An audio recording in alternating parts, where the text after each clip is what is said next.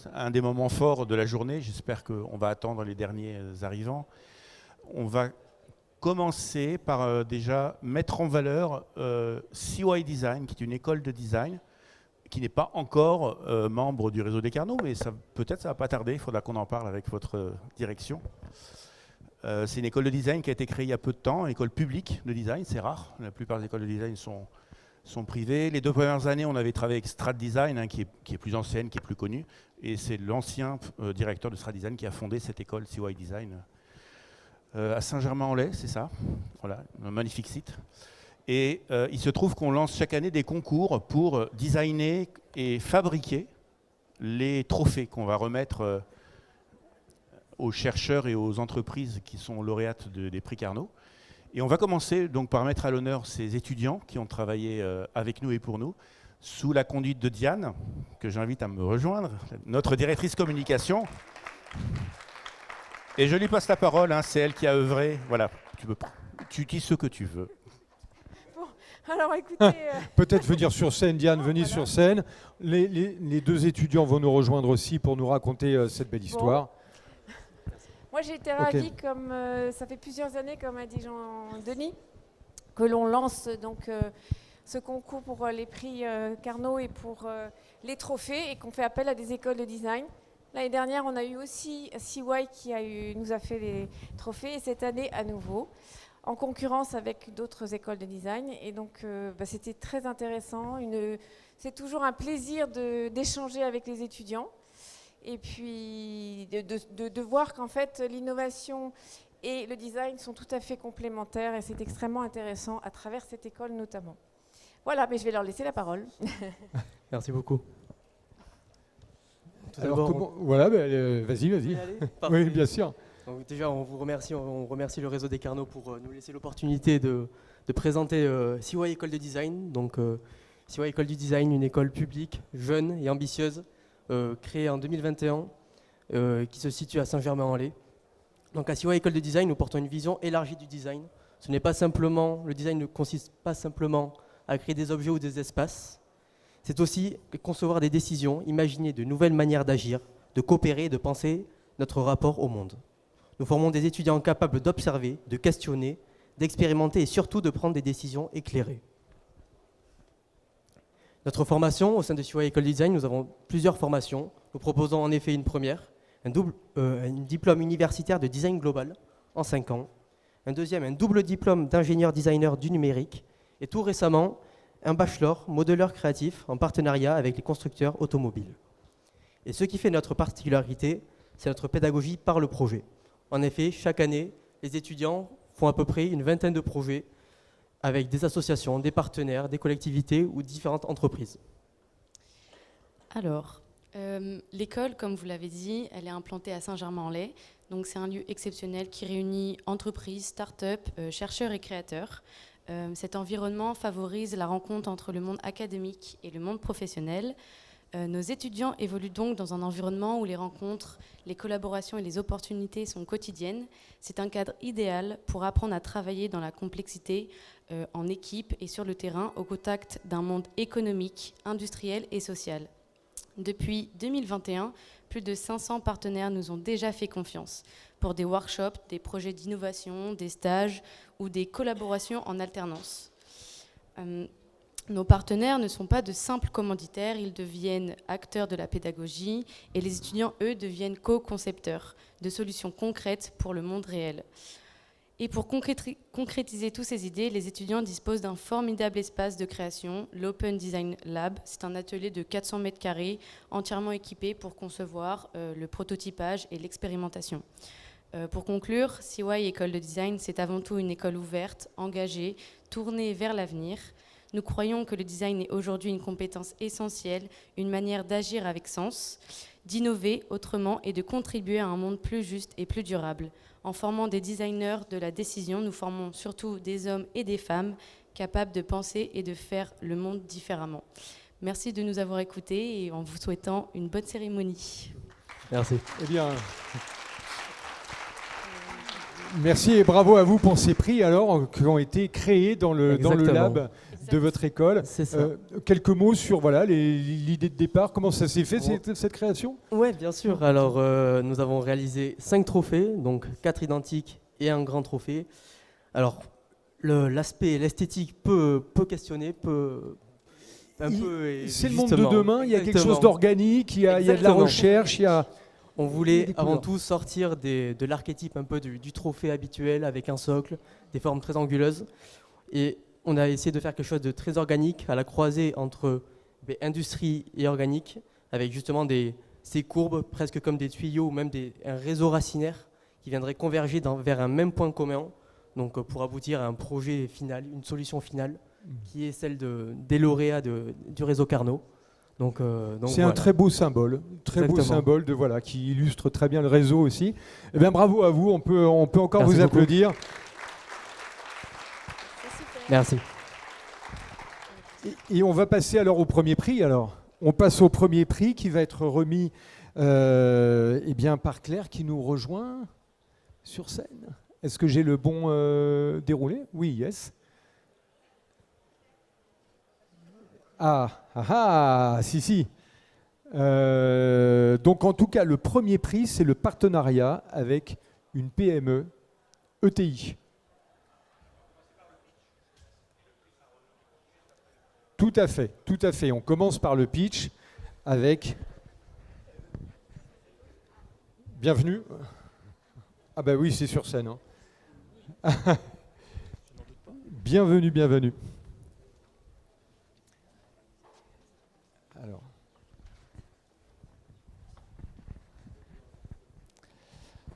Il y a une petite présentation. Voilà, merci. Donc moi, je suis Grégory Germain, chercheur à l'IFREMER, et je tiens tout d'abord à remercier les instituts Carnot, et particulièrement le Carnomer, porté par l'École centrale de Nantes et l'IFREMER, pour ce prix de la recherche partenariale avec une PME. Ce prix récompense un ensemble de techniciens, ingénieurs, chercheurs et doctorants qui travaillent au sein d'un laboratoire commun qui se nomme Vertilab. Dans ce laboratoire commun qui a démarré en janvier 2024, on travaille sur un sujet d'actualité qui est lié au dérèglement climatique. J'aurais pu choisir comme support de ma présentation des images un peu plus choquantes que celle-ci, quoique celle-là, elle est pas mal. J'aurais pu vous montrer des feux de forêt, des inondations. Non, j'ai choisi de vous présenter ce graphique qui présente l'évolution des températures en France que l'on subit depuis ces dernières années, avec, comme vous pouvez le voir, une nette augmentation ces dernières décennies, avec une légère tendance à l'accélération. Donc c'est démontré que depuis le début de l'ère industrielle, le dérèglement climatique est bien présent et que si on veut inverser la tendance, il va falloir drastiquement réduire notre consommation d'énergie fossile. Et pour cela, il n'y a pas 36 moyens, il faut développer les énergies renouvelables. Donc je ne vais pas vous parler aujourd'hui d'énergie intermittente, comme l'éolien ou le solaire. Je vais vous parler d'une énergie d'un tout autre type, qui est l'énergie des courants de marée. Alors pourquoi ce type d'énergie? Parce qu'en fait, ce type d'énergie est parfaitement prédictible, et on peut le connaître sur du long terme, qui est quand même un gage d'une visibilité économique importante. Donc pour capter cette énergie, on utilise des hydroliennes. Alors qu'est-ce qu'une hydrolienne? C'est ni plus ni moins qu'une éolienne qu'on vient plonger sous l'eau. Donc ces machines sont nouvelles. C'est vraiment toute une filière industrielle à développer. Et donc, c'est ce qu'on cherche à faire avec notre partenaire industriel qui est HydroQuest. Alors, vous pourrez me dire pourquoi ces deux projets de ferme pilote d'hydroliennes, dont très certainement vous avez entendu parler, l'un porté par le Normandie Hydrolienne et l'autre par le consortium Flowatt, vous allez me dire pourquoi ces projets ne sont toujours pas d'actualité. Eh bien, tout simplement parce que Bon, il y a plusieurs critères en fait. La première raison, c'est que il y a une problématique idéologique et politique aujourd'hui. En France, on rencontre assez souvent des personnes qui vont opposer l'énergie nucléaire aux énergies renouvelables. Ça, c'est une des raisons. La deuxième raison, c'est une raison économique. Créer une nouvelle filière, ça nécessite des investissements importants, lourds, et aujourd'hui, il y a assez peu de monde qui sont prêts à prendre le risque. Et enfin, des raisons techniques, parce qu'aller capter des courants marins, ça se fait dans des zones qui sont assez peu faciles, propices à ces développements. Donc c'est pour cette raison en fait qu'on a créé le laboratoire commun Vertilab. C'est pour pouvoir répondre à un certain nombre de questions et pour pouvoir en fait rendre cette technologie et cette industrie sûre et viable. Alors on a mis en place un certain nombre de développements, notamment des développements expérimentaux. Donc on en a parlé tout à l'heure, et vous pouvez voir ici une maquette à l'échelle 1/20e. Donc en fait à cette échelle-là déjà, vous pouvez mettre un petit Playmobil, petite figurine que vous connaissez bien, qui va vous, à l'échelle, ça vous représente en fait la proportion de ce que peuvent être ces machines. Hein. C'est des machines qui ont une emprise d'un cube de 20 mètres de côté. Donc 20 mètres par 20 mètres par 20 mètres. Ouais. Donc ces essais nous permettent de bien comprendre, dans des conditions de fonctionnement assez rudes, le fonctionnement de ces machines, de créer des bases de données qui permettent de valider les développements numériques qui sont faits dans un deuxième axe. Ces développements numériques sont utilisés pour le design de la machine à l'échelle 1. Et on réalise également des développements instrumentaux pour mieux connaître l'environnement marin dans lequel on va positionner ces machines. En termes de résultats, aujourd'hui où on en est, ce n'est pas uniquement les travaux du LabCom, hein, c'est aussi beaucoup les travaux de l'équipe de R&D d'HydroQuest.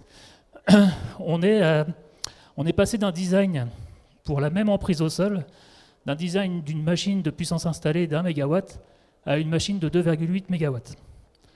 Donc aujourd'hui, HydroQuest est en cours de finalisation de la certification de ces nouvelles technologies pour pouvoir répondre aux prochains appels d'offres.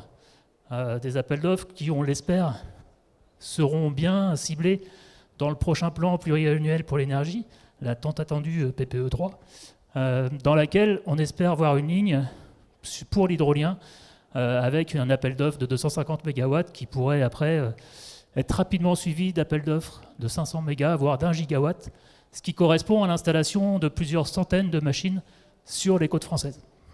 Voilà. Eh bien, excellent, un beau projet à suivre.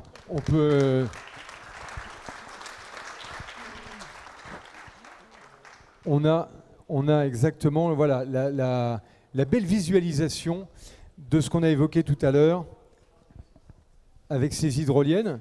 Et nous accueillons sur scène Katia qui nous rejoint de la CPME pour offrir ce prix. Le micro. Les photographes sont là. Magnifique et bravo. On peut vous applaudir très fort.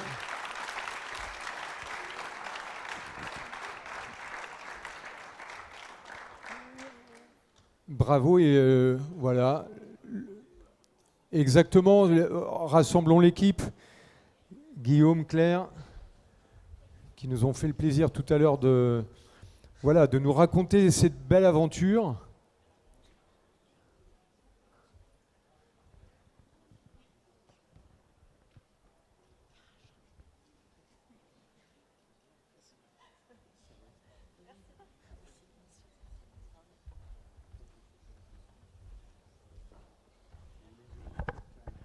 Juste une petite info supplémentaire. On va vous demander, pour décerner le Grand Prix Carnot, à l'issue des 4 pitchs, de voter, puisque c'est vous tous, qui allez décerner le Grand Prix Carnot.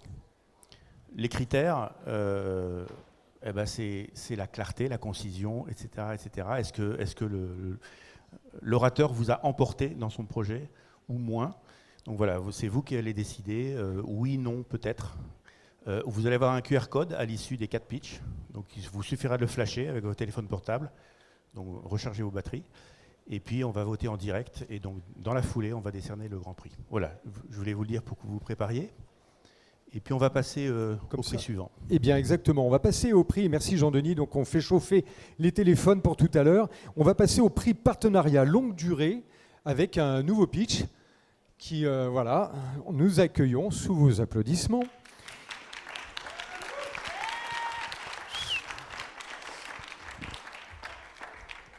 Bravo, bravo. Donc, on a ici, hop, ben voilà, c'est mis directement à l'écran. Tu as besoin du Pavlov. Il faut, voilà, hop, devant. Writing the future together. Waouh, on va parler des encres plasmoniques. Alors, allons-y.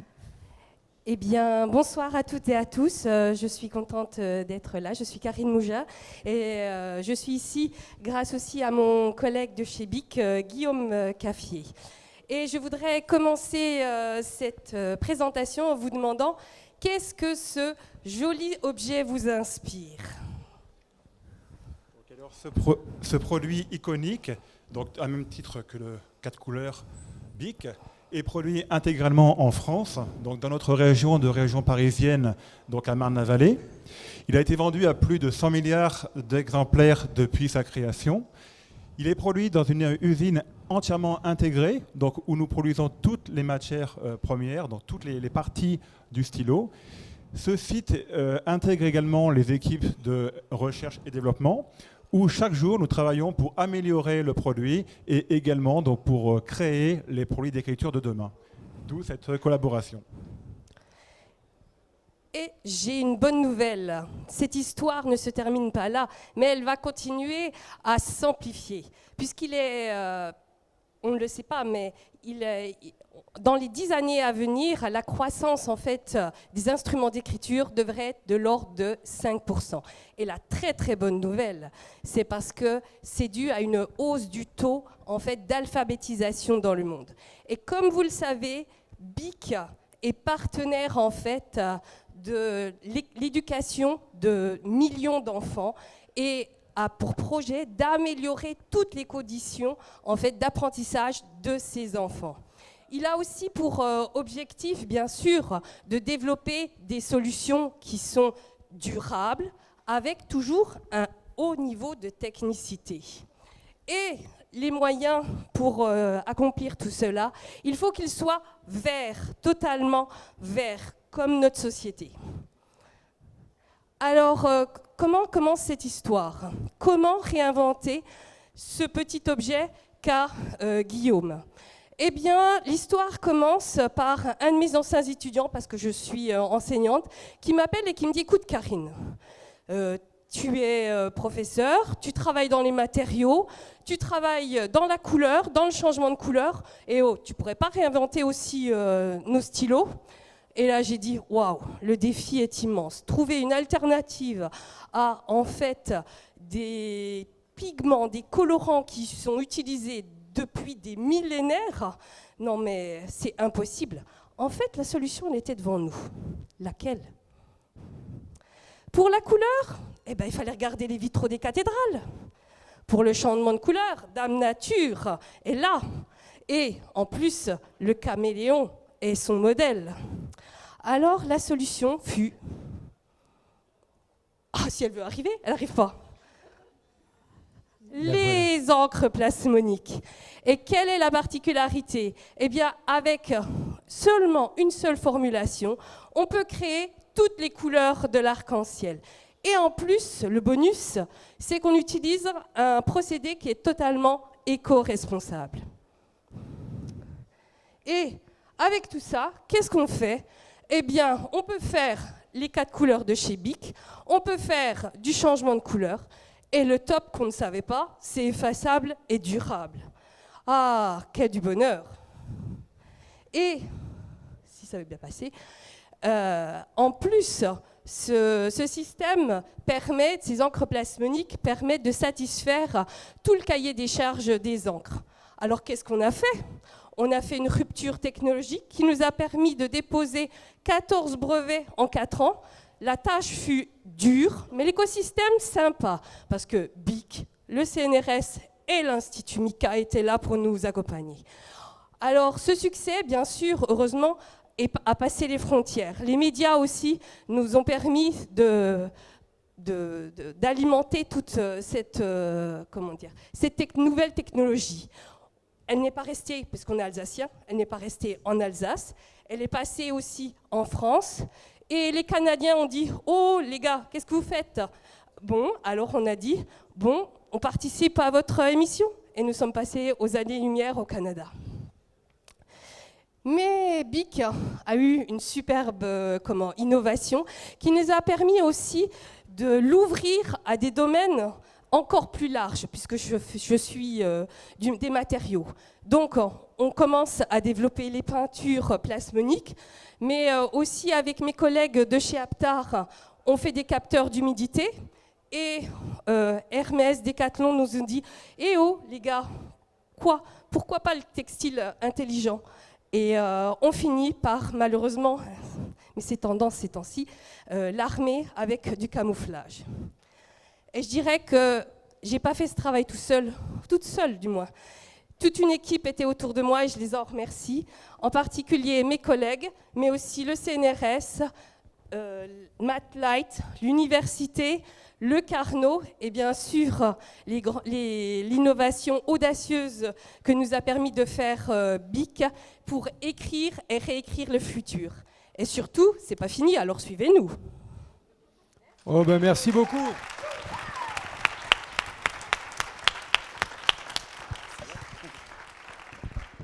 On a tous écrit avec un bic.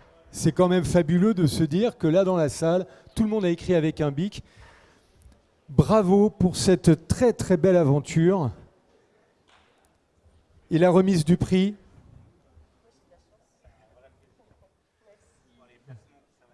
Bravo à vous.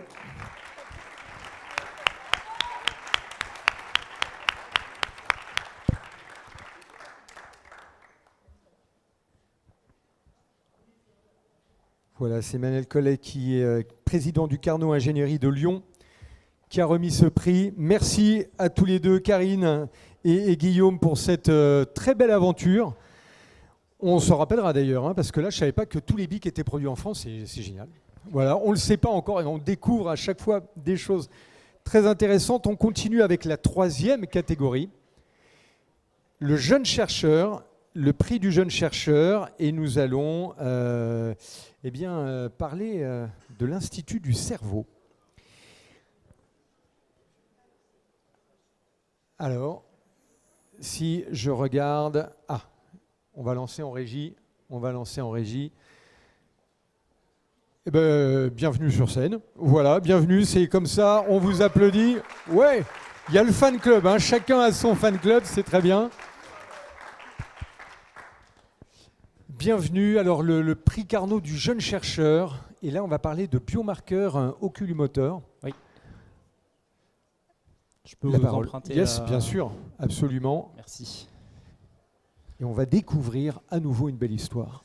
Oui, alors bonjour à tous, je m'appelle Timothée Poitou, je suis actuellement en thèse CIFRE en partenariat donc, avec l'Institut du cerveau et la start-up Neurocluse.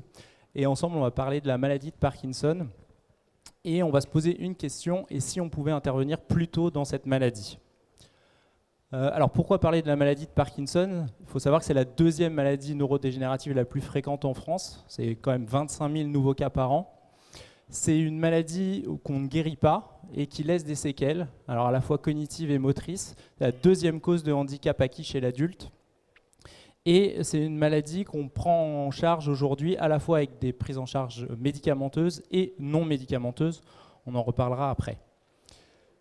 S'il y a un chiffre que vous devez retenir dans la maladie de Parkinson, c'est qu'au moment où on fait le diagnostic, il y a déjà 50 à 70% de pertes neuronales le premier jour du diagnostic. Aujourd'hui, on a un consensus qui dit que la maladie de Parkinson, elle débute 5 à 10 ans avant l'apparition des signes cliniques. Donc on est tout le temps en retard dans cette maladie. Et comme je vous l'ai dit, c'est une maladie qu'on ne guérit pas. Le but de la prise en charge des maladies de Parkinson aujourd'hui, c'est de maintenir le plus longtemps possible la qualité de vie des malades. Alors je vous parle comme si j'étais neurologue. Je ne suis pas neurologue. Je suis médecin, mais pas neurologue. Je fais de la neurorééducation. Et moi, ma prise en charge quand je prends des patients atteints de la maladie de Parkinson, j'ai un levier. Pour eux, c'est l'activité physique. Alors pourquoi l'activité physique? Parce qu'on sait qu'aujourd'hui, l'activité physique, ça a un effet neuroprotecteur. Donc on va protéger les neurones de la perte de la mort cellulaire. Le seul problème, c'est que ce que je viens de vous dire, c'est un peu contradictoire avec la diapo d'avant, c'est que quand je commence ma prise en charge avec un malade, il y a déjà 50 à 70% des neurones qui sont déjà plus là. Donc je suis vraiment systématiquement en retard avec ces patients. Et c'est là où, comment je pourrais faire pour intervenir plus tôt? Comment je pourrais intervenir plus tôt? Et donc ça veut dire faire le diagnostic de la maladie de Parkinson plus tôt. Alors, vous me permettrez le jeu de mots, la réponse est sous vos yeux, enfin la réponse est plutôt dans vos yeux, ou comment vos yeux bougent. En fait, on a de plus en plus de preuves dans la littérature, et c'est des preuves qui s'accélèrent au cours du temps, que les mouvements oculaires pourrait être un biomarqueur de choix pour le diagnostic précoce de la maladie de Parkinson et également comme un marqueur de l'évolution des symptômes de la maladie de Parkinson. Alors je vous parlais en tant que neurorééducateur, savoir comment un patient va évoluer, ça me permet moi de mettre en place des thérapeutiques ciblées pour prévenir ces complications qui vont arriver et éviter au maximum qu'elles entravent la qualité de vie de mes patients. Maintenant que je vous ai dit ça, il y a une question qui doit venir, c'est mais pourquoi les mouvements oculaires ne sont pas utilisés en clinique? On dit qu'il y a de plus en plus de preuves, mais que ce n'est pas utilisé. Alors en fait, là, ça vient d'un souci majeur, c'est qu'il n'existe pas à l'heure actuelle d'un outil pour enregistrer les mouvements oculaires qui soit compatible avec la pratique clinique. L'enregistrement des mouvements oculaires, c'est beaucoup utilisé en recherche, mais pas en clinique. Pourquoi? Parce que c'est, on va dire, une ambiance de laboratoire qu'il faut. Il faut des gens qualifiés, il faut du matériel qui coûte cher, c'est un temps d'enregistrement qui est long, et donc en fait qui n'est pas du tout compatible avec la pratique clinique de tous les jours. Et c'est en ça la mission de Neurocluse aujourd'hui, donc qui est la start-up pour laquelle je travaille, qui est de sortir l'eye tracking de ce monde laboratoire et de l'amener dans la clinique et d'en faire un examen qui soit aussi simple que le suivez de mon doigt que vous avez peut-être déjà fait avec votre médecin. Donc c'est vraiment ça la mission. Alors pour répondre, pour arriver à cet objectif, en fait il y a un défi qui est gagner du temps. En fait c'est gagner du temps, le but ultime c'est gagner du temps pour le patient, mais il faut aussi qu'on gagne du temps pour le praticien. Il faut qu'il soit capable de faire cet enregistrement rapidement et qu'il ait les résultats rapidement pour pouvoir prendre en compte ces résultats pour sa prise en charge. Et donc il fallait une solution qui soit pensée et créée dès le début avec cet objectif. Et en ça, il a fallu mettre ensemble plein de domaines différents pour utiliser la technologie pour supprimer toutes ces contraintes une à une et avoir un appareil le plus facile à utiliser, le plus rapide à utiliser pour le praticien. Alors, ça, c'est la mission de Neurocluse, donc c'est de permettre de voir les symptômes des maladies neurodégénératives plus tôt, de les voir même avant qu'ils apparaissent, ça c'est un objectif. Mais ce qui serait mieux que de voir les symptômes avant, ce serait de les traiter avant qu'ils apparaissent. Alors il y a beaucoup, je vous ai parlé de l'effet de neuroprotection qui est utilisé avec l'activité physique, mais il y a aussi beaucoup d'énergie qui est mise dans les médicaments neuroprotecteurs. Il y a beaucoup de médicaments qui sont en cours de développement et qui sont même avec des résultats très encourageants. Mais tous ces développements, ils sont voués à l'échec s'ils ne sont pas capables de faire le diagnostic plus tôt. Il y a une chose qu'on apprend en médecine, c'est qu'un bon traitement, c'est avant tout un bon diagnostic. Et donc en fait, pour tous ces traitements, il faut le bon diagnostic. Et pour les maladies neurodégénératives, le Neurocluse et l'eye tracking permet de passer du diagnostic au diagnostic précoce, voire même au dépistage, et d'être vraiment cette première étape où on pourrait passer des médicaments symptomatiques aux médicaments neuroprotecteurs, et donc de protéger les gens qui vont évoluer avec ces maladies-là, et de maintenir leur qualité de vie encore plus longtemps et dans des meilleures conditions. Et c'est vraiment ça la vocation de faire ce diagnostic plus tôt au sein des mouvements oculaires. Donc je me repermets le petit jeu de mots. Si vous voulez jeter un coup d'œil à notre travail, vous pouvez avoir plus d'informations sur le site internet. Neurocluse.fr, on peut applaudir très fort. Quelle belle mission d'encourager comme ça la santé. Le prix va être remis par Jérôme Sterpenich, directeur du Carnot ICL. Bienvenue et merci d'être avec nous aujourd'hui. On va vous donner le trophée et un grand bravo à Neurocluse.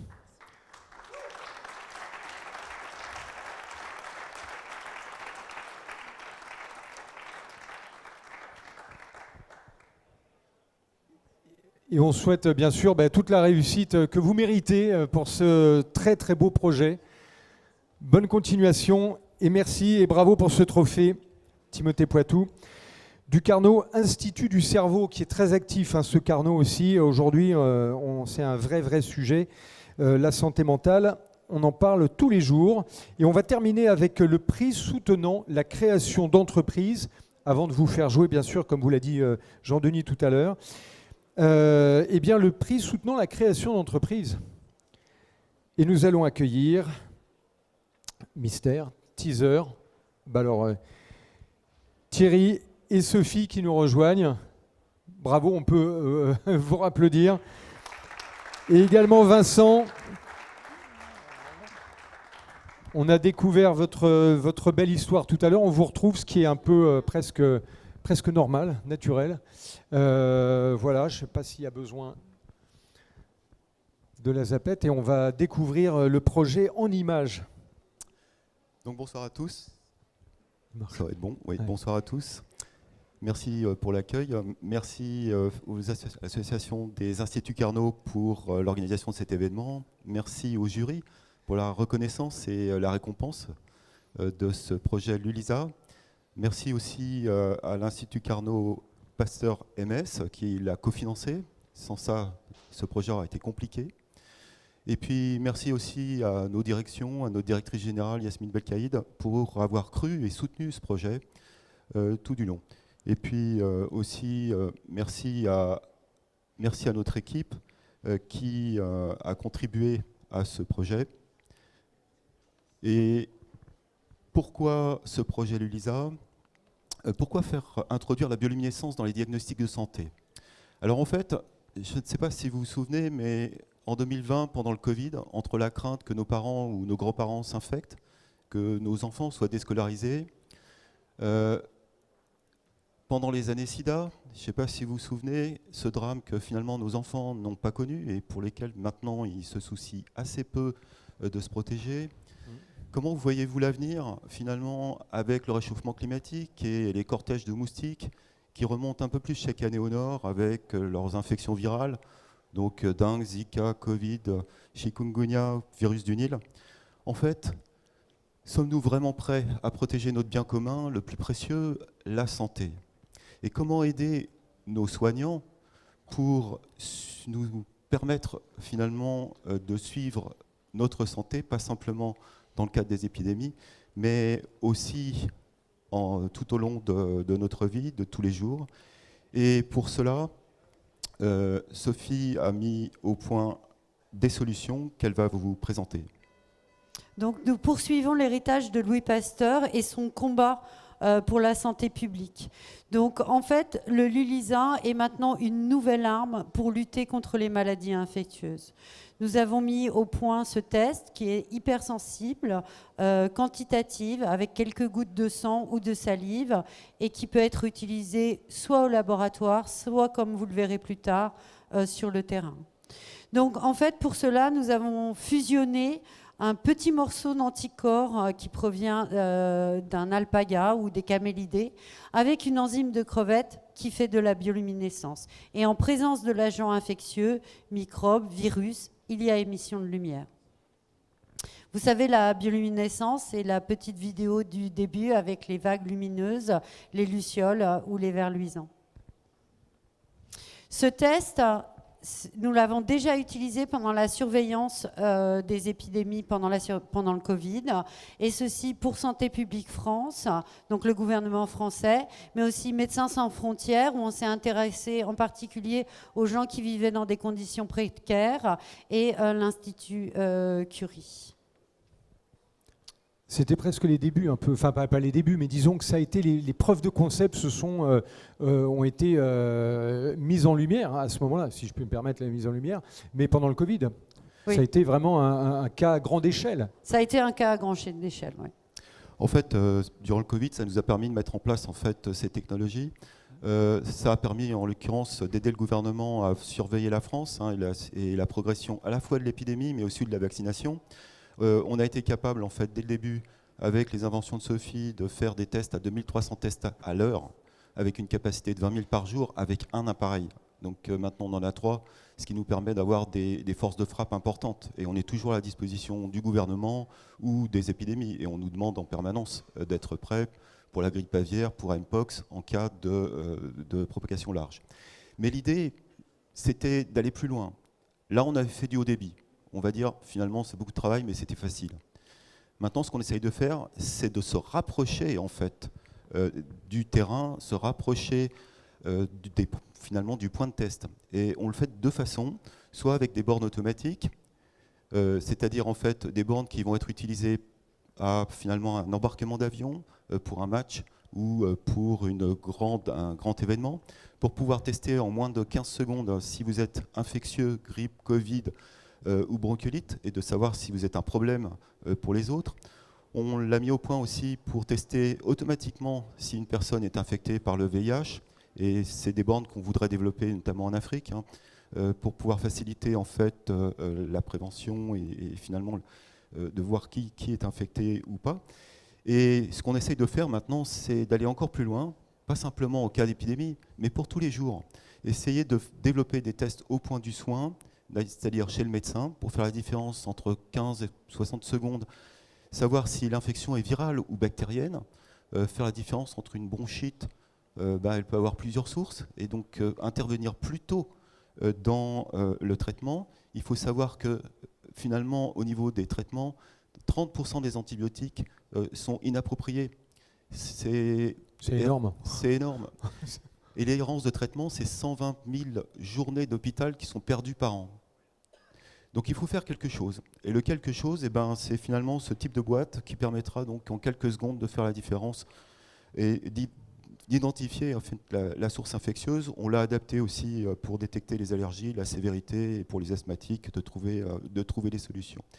Et pour ça, en fait, ici, notre moteur à Sophie et moi, c'est de voir comment notre recherche elle va rendre votre vie meilleure, votre santé meilleure, votre bien-être. Et l'idée, c'est de projeter ça maintenant, pas simplement comme une idée ou un produit de recherche, mais comme un produit partagé pour tous et disponible pour tous. Et pour ça, on avait besoin de monter une entreprise. On a rencontré Vincent, et c'est lui maintenant qui va développer ses produits.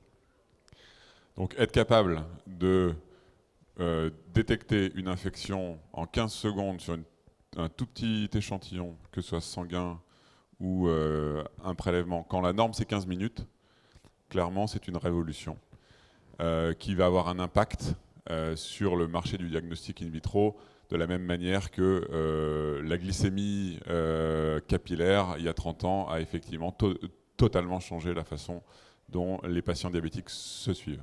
Cette techno, elle va faire partie de l'arsenal des technologies qui va naturellement s'imposer au gré des épidémies, voire des pandémies, même si on souhaite vraiment qu'on ne revive pas le Covid. Et elle va s'imposer de 3 manières différentes, par 3 étapes. La première étape, c'est faire en sorte que cette technologie de bioluminescence soit accessible pour la communauté de la recherche en biologie. C'est déjà le cas. La filiale de Biocélis qui s'appelle Syntellis, qui s'occupe effectivement de la partie Life Science, commercialise déjà depuis mars 2025 ces substrats de bioluminescence et ces enzymes à la communauté. La deuxième étape, c'est adresser un marché qui est pas ou peu réglementé, à commencer par le marché vétérinaire. C'est une obligation. Les prochaines épidémies, on le sait, seront des zoonoses. Et la troisième étape, c'est le diagnostic humain. Donc là, ça prend un petit peu plus de temps parce qu'effectivement, il faut des essais cliniques et il y a tout un chemin réglementaire par lequel il faut passer, sauf exception comme le Covid. Je dirais pour terminer que nous avons un devoir de réussir, tout simplement parce que nous avons tout ce qu'il faut pour réussir. On a à bord les meilleurs biochimistes que j'ai eu la chance de fréquenter dans ma carrière, vraiment. Dans Biocelis, on a aussi une équipe qui a déjà fait du point of care. En fait, c'est mon ancienne équipe de ma première société dont j'ai débauché les meilleurs. On a des investisseurs de rang et de renommée mondiale dans le diagnostic in vitro, et c'est important d'avoir des investisseurs qui savent de quoi ils parlent. Et enfin, il y a l'Institut Pasteur. Et moi, effectivement, je suis assez émerveillé par ce réseau de 33 instituts qui est les doigts dans la prise, constamment en relation avec l'ensemble des infections qui se passent sur cette planète. Donc je vous dis à bientôt sur le terrain. Eh bien, un grand bravo, hein.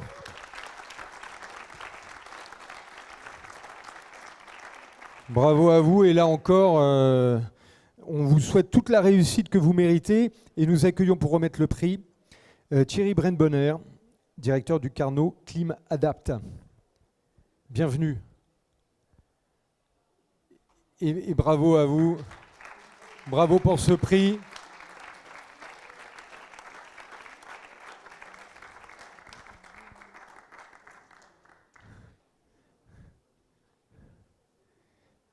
On se rapproche un petit peu, ça fait une belle photo de famille.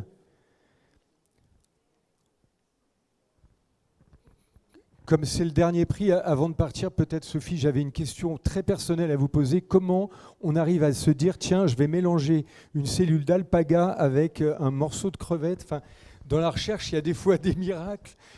Comment c'est arrivé? Enfin bon, j'imagine c'est pas... En fait, ça faisait plusieurs années que je faisais de la bioluminescence. Ma première idée, c'était d'amener en fait ces enzymes pour suivre des pathogènes. Donc là, c'était des parasites chez des souris. Et mon premier but, c'était de diminuer le nombre de souris dont on avait besoin pour faire une expérience. Parce que je travaillais avec des leishmanies qui se développent dans le foie. Et donc, globalement, si on voulait suivre l'infection, il fallait tuer une souris tous les 3 jours. Là, avec ces... Ouais, c'est pas terrible. Hein. Ouais. Et le paradis des souris ne me serait pas ouvert. Et donc, en créant des parasites qui émettaient de la lumière, eh bien, en fait, on pouvait suivre les souris pendant des semaines, voire des mois. Et donc, ça, c'était ma première rencontre. Et puis, le haut débit, faire des tests sur des cellules, etc. Et puis, il y avait ces petits anticorps d'alpaga. Et je me disais, ces petits anticorps d'alpaga, ils sont sous-utilisés. On peut faire mieux avec. Et à l'Institut Pasteur, dans les années 80, il y avait un monsieur qui s'appelait le professeur Avrameas et qui a mis au point l'ELISA avec la HRP qui est utilisée dans les laboratoires d'analyse. Mais ça, c'était il y a 40 ans. Et donc, je me disais toujours, il faut faire toujours quelque chose de nouveau et faire progresser la technologie. Et la rencontre avec un collègue qui travaillait sur les problèmes de l'allergie, où c'est vraiment une galère de savoir à quoi on est allergique. Oui. Et je sais pas, je me suis dit, bah, tiens, on pourrait mettre cette luciférase, un autre de mes collègues. Enfin, la science, c'est aussi des rencontres. M'a dit, tu veux pas travailler dessus, tu vas voir, elle est toute petite, elle est surpuissante. Et puis voilà. Et voilà, de fil en aiguille avec... Voilà, mais c'est important de ces rencontres naissent les nouveaux projets. Et le fait de la technique qui est quasi instantanée, en fait, elle est basée sur quelque chose qui s'appelle la complémentation, dont vous n'avez pas parlé parce que c'est un peu compliqué. C'est ce qui a permis de passer le cap de 1000... Voilà. Et donc d'avoir quelque chose de très rapide. Et la complémentation des protéines, c'est ma directrice de thèse qui avait mis ça en évidence dans les années 60. Et elle avait fui la Hongrie. Et elle me disait toujours que dans la vie, il faut être généreux, il faut savoir donner et rendre. Voilà. Parfaite conclusion, hein, bravo. Merci beaucoup. Merci. et bonne chance, et on souhaite d'arriver chez le docteur très bientôt avec un petit test sur le coin du bureau. On le retrouvera. Jean-Denis, très heureux de te retrouver pour le final en fait de ces trophées. C'est vous maintenant qui allez décerner votre trophée coup de cœur. On vous en a parlé tout à l'heure, je crois que c'est là, c'est moi qui le transmets ou pas. Alors, non, là, avant d'afficher avant le cocktail. Attends, on va l'oublier. Non, voilà. Allez, on l'efface. Voilà. Et on l'enlève. Non, on peut pas. Tant pis. Allez-y. Non, mais c'est pas grave. Allez-y, c'est parti. Je voulais juste dire que ce genre de miracle-là, on voit très bien, ça illustre parfaitement 20 ans, 30 ans, 40 ans de recherche. Et puis tout d'un coup, une opportunité et on va au marché. C'est exactement ça, les Carnot, et c'est exactement ça, la recherche partenariale. Voilà. Et on fait ça 10 000 fois par an. Et là, on remet des prix aux meilleurs, ou en tout cas ceux qui ont su bien expliquer de façon la plus pédagogique possible, d'abord par écrit, et donc le jury a jugé sur des écrits. Et là, maintenant, c'est vous qui jugez, on va dire, sur l'examen en live, sur les pitchs. On va laisser très peu de temps. Moi, j'ai le résultat en direct, là. Parce que là, on est sur le... S'il vous plaît, ne votez qu'une seule fois. On vous fait confiance. Hein. Ne votez qu'une seule fois. Oui, mais Florin, enfin, voilà, quoi. Et puis, je vais regarder, on va voir si une tendance nette se dessine. On a les résultats en direct. Ah. Ce prix du jury, ce prix coup de cœur. On va essayer de monter à 50. Derrière, il y a un petit, il y a moins de réseaux là-bas qu'ici. Ah ben, les réseaux Wi-Fi ne sont pas toujours aussi efficaces que le réseau des Carnot. Intéressant. Donc, je rappelle, Vertilab, le Carnot Mère avec HydroQuest. On a l'Ulisa, le Carnot Pasteur Microbe et Santé avec Biocelis. On a les encres plasmoniques avec le Carnot Mica et BIC Écriture 2000. Et le dernier qui est passé, les biomarqueurs oculomoteurs pour les maladies neurodégénératives avec l'Institut du cerveau et Neurocluse. C'est vrai que c'est difficile de choisir, hein, parce que les quatre sont tellement intéressants. On laisse encore 30 secondes. 30 secondes pour départager. C'est déjà un peu départagé alors, Jean-Denis, sur tes résultats. Il y a une tendance. Allez, encore 10 secondes. Quelqu'un veut encore voter, c'est bon ? 9, 8, ouais, ça 7, fait 3 fois que tu votes. 6, 5, 4, 3, 2, 1. Très bien. Eh bien, merci. On clôt le vote. Donc, on a le Grand Prix Carnot de l'année 2025. Il est attribué à un jeune chercheur pour le projet biomarqueur oculomoteur pour les maladies neurodégénératives. Wow. Institut du cerveau, entreprise Neurocluse. Bravo.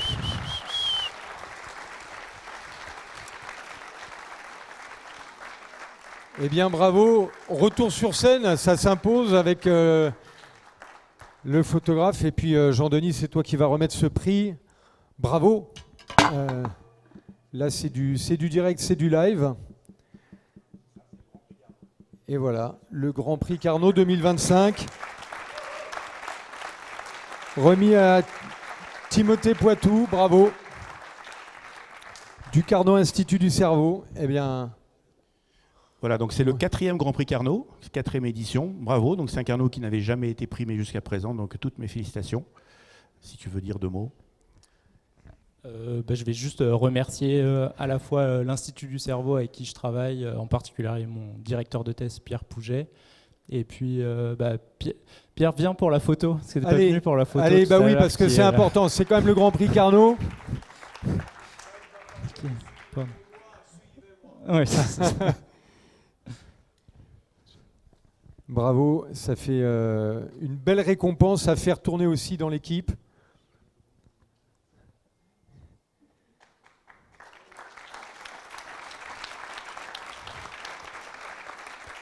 Bravo et félicitations. Hein, voilà. Bien, eh ben, nous voilà au bout, on est dans le timing quasiment. Allez, on s'est un petit peu débordé. On a un message à faire passer. Allez, tous les primés qui nous reviennent ici sur scène pour faire la photo de famille de ces 4 trophées. Faudra 2 mains alors pour Timothée, faudra 2 mains, 2 bras alors. Vous Il y le a savez 2 sans prix. doute, nos chercheurs qui sont soit jeunes chercheurs, soit chercheurs très aguerris, ont l'habitude de présenter leurs travaux dans des congrès internationaux sur un mode complètement différent de ce qu'on leur demande de faire ici. Donc au début, ils ne sont pas forcément très à l'aise dans cet exercice de pitch. Et donc, je voudrais remercier Florin Paune, Florin, qui a été leur coach. Voilà. Et Voilà. qui peut peut-être témoigner du travail réalisé et voilà, du résultat. Si je voudrais dire quelque chose, je voudrais les féliciter tous, car ils ont été bons dans la transformation du chercheur vers le bon pitcher. Parce qu'au début, ils voulaient montrer qu'est-ce qu'ils ont fait, tout ça, même mettre des formules pour certains sur le tableau. Et on s'est dit, non, 5 minutes. Et en fait, je fais ça depuis 4 années maintenant, à peu près, 3 ans. Et je lui disais à chacun d'entre vous, vous aurez été dans d'autres promos, vous aurez été le Grand Prix Carnot, sûr et certain. Parce qu'en fait, cette année, le niveau, j'ai eu du mal à faire des choix. Je suis désolé. Voilà. Bravo. Et donc Bravo. là, c'est le public qui a désigné le Grand Prix. Bravo à tous. Un grand bravo.